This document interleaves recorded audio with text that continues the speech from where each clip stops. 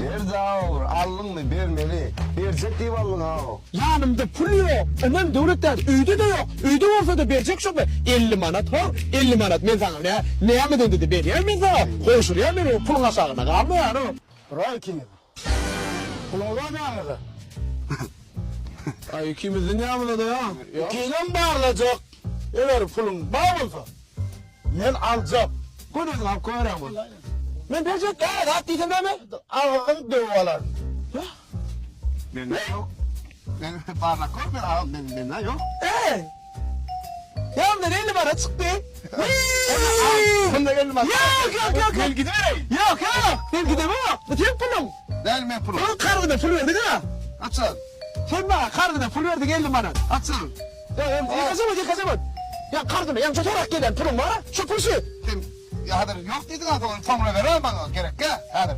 Yok bu sen pulum meşruat veriyor. Yok bana gerek ya sen pulum yok dedin adam. Meşruat vermeden ben bile bok demem tamam. Yok tamına verdiğim de. Ben meşruat veriyorum. Aa sonra bak.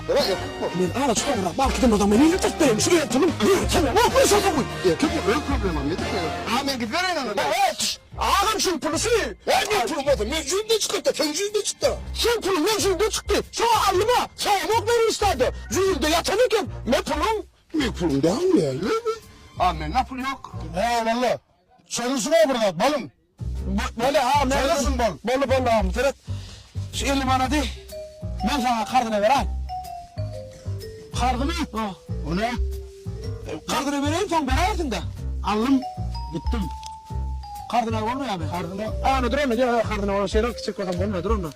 Medin kalsın ben vereyim ben. Devlette de. Şu pulu eline var tutup bırak ha. Ne sen verelim vermeye doğru maydan. Ha. Hadi.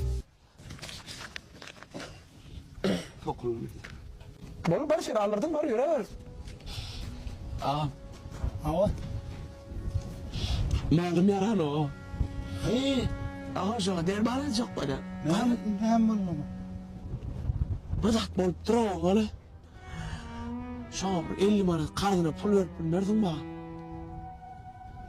Hasan verecek. Malum cevabı verecek ağam. Gayret edam. Yürü da. Ömrümde en görün tertipli, insaflı talançı bekenin. Sağ ol ağam. Sağ ol. Kova adam eken. İnsaf raşottur. Adam derken pul var iken ya. Ne raşot o? Gözünü. Ne raşot? Ben yok verdim adama. Ölman sen ha? Ben onun kardalı mı?